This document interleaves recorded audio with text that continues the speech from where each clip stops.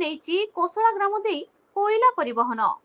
ଅନୁଗୁଳ ଜିଲ୍ଲାର ଛେଣ୍ଡିପଦା ବ୍ଲକ ଦେଇ ଯାଇଥିବା ଅନୁଗୁଳ ଛେଣ୍ଡିପଦା 63 ନମ୍ବର ରାଜ୍ୟ ରାଜପଥର କୋଶଳା ଗ୍ରାମ ମଧ୍ୟ ଦେଇ କୋଇଲା ପରିବହନ ଦିନକୁ ଦିନ ବିବାଦ ବଢିବାରେ ଲାଗିଛି। ଛେଣ୍ଡିପଦା ବ୍ଲକ ସଦର ମହକୁମାରେ ଥିବା ନୟନୀ କୋଇଲା ଖଣିରୁ ଆଜି କୋଇଲା ପରିବହନ ପାଇଁ ମସୁଧା ଚଳାଇଥିବା ବେଳେ ଏନେଇ କୋଶଳା ଗ୍ରାମବାସୀଙ୍କ ପକ୍ଷରୁ ତୀବ୍ର ବିରୋଧ କରିବା ସହିତ ଶାନ୍ତିପୂର୍ଣ୍ଣ ଭାବେ ଅହିଂସା ନୀତିରେ ପାଳି କରି କୋଇଲା ପରିବହନକୁ ବିରୋଧ କରିବେ ବୋଲି ନିଷ୍ପତ୍ତି ନେଇଛନ୍ତି। ସୂଚନା ଯେ ଅନୁଗୁଳ ଛେଣ୍ଡିପଦା ଯାଇଥିବା 63 ନମ୍ବର ଜାତୀୟ ରାଜପଥରେ କୋଶଳା ଗ୍ରାମଟି 4 କିଲୋମିଟର ବ୍ୟାପିଛି। ଏହି ରାସ୍ତା ଦେଇ ଖଣି ପକ୍ଷରୁ କୋଇଲା ପରିବହନକୁ ନେଇ ମସୁଧା ଚଳାଇଥିବା ବେଳେ ଗ୍ରାମବାସୀଙ୍କ ପକ୍ଷରୁ ଏହାକୁ ଦୀର୍ଘ ଦିନ ହେବ ତୀବ୍ର ବିରୋଧ କରିଆସୁଛନ୍ତି।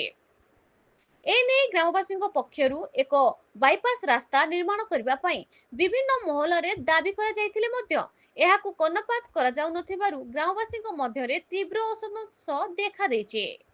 ଅପରପକ୍ଷରେ ଆଜି ନୟନୀ କୋଇଲା ଖଣିରୁ ଦୀର୍ଘ ଦିନ ପରେ ଟ୍ରକରେ କୋଇଲା ଲୋଡିଂ କରାଯାଉଥିବା ଦେଖି ଗ୍ରାମବାସୀଙ୍କ ଚିନ୍ତା ବଢାଇ ଦେଇଥିଲା।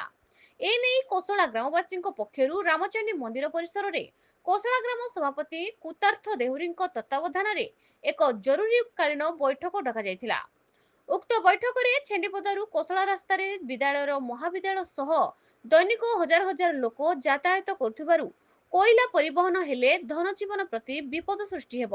ତେଣୁ ଉକ୍ତ ରାସ୍ତାରେ ସାମୂହିକ ସ୍ୱାର୍ଥ ସ୍ୱତନ୍ତ୍ର ହିସାବରେ ନୟନୀ କମ୍ପାନୀର ଗାଡ଼ି ଟ୍ରାନ୍ସପୋର୍ଟ ପାଇଁ କୋଶଳା ଗାଁରେ ଆଜି ଏକ ମିଟିଂକୁ ଡକାଯାଇଥିଲା। ଏହି ମିଟିଂରେ ଗାଁର ସର୍ବସମ୍ମତି କ୍ରମେ ନିଷ୍ପତ୍ତି ନିଆଗଲା ଯେ ଗାଁର ମାଟି ପାଣି ପବନ ପାଇଁ ପରିବେଶ ସୁରକ୍ଷା ପାଇଁ କୋଶଳା ମଧ୍ୟ ଦେଇ କୌଣସି ପ୍ରକାର ଭାରୀ ଯାନ କୋଇଲା ବୋଝେଇ ଟ୍ରକ୍ ଯାତାୟାତକୁ ମନା କରାଗଲା।